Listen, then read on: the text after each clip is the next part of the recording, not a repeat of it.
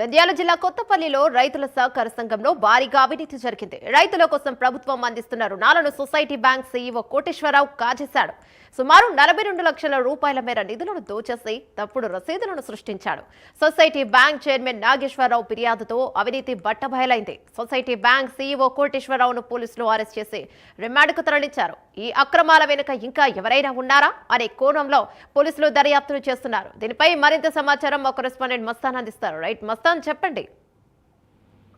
రైతులు ఆదుకోవాల్సిన సహకార సంస్థ ఈ రోజు రైతుల డబ్బునైతే స్వాహా చేసిన పరిస్థితి అయితే కనిపిస్తుంది. నంద్యాల జిల్లా కొత్తపల్లి మండలం నాగంపల్లి గ్రామంలో అయితే కనుక ఈ ఘటన చోటు చేసుకుంది. ఒక రైతుల కోసం అయితే 42 లక్షల రూపాయలు రైతులకు అందించాల్సిన రుణాలు ఏవైతే ఉన్నాయో అవి ఈ కోటేశ్వరరావు బ్యాంక్ మేనేజర్ కోటేశ్వరరావు తన ఖాతాలో వేసుకున్న పరిస్థితి అయితే కనుక ఇక్కడ సంచలనం సృష్టిస్తుంది. గత 6 నెలల కిందటే ఈ ఆరోపణలు బయటపెట్టిన చైర్మన్ సొసైటీ చైర్మన్ ఎవరైతే ఉన్నారో అతను బయటపెట్టిన పరిస్థితి నాగేశ్వరరావు.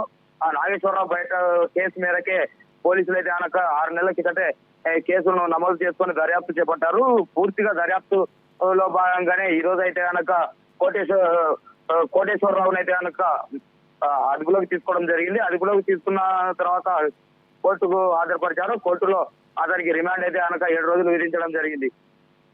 ఏమున్నా రైట్, థ్యాంక్ యూ మస్తాన్.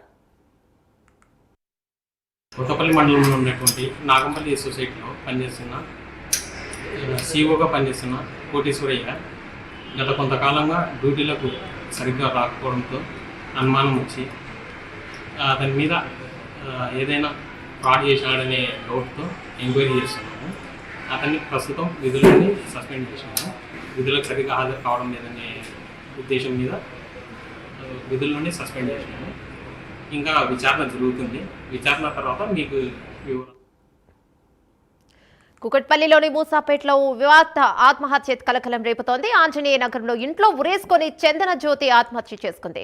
పెళ్లై 5 నెలలు గడవక ముందే తనువు చాలించింది. సంఘటనా స్థలానికి చేరుకున్న పోలీసులు మృతదేహాన్ని పోస్టుమార్టం నిమిత్తం ప్రభుత్వ ఆసుపత్రికి తరలించారు.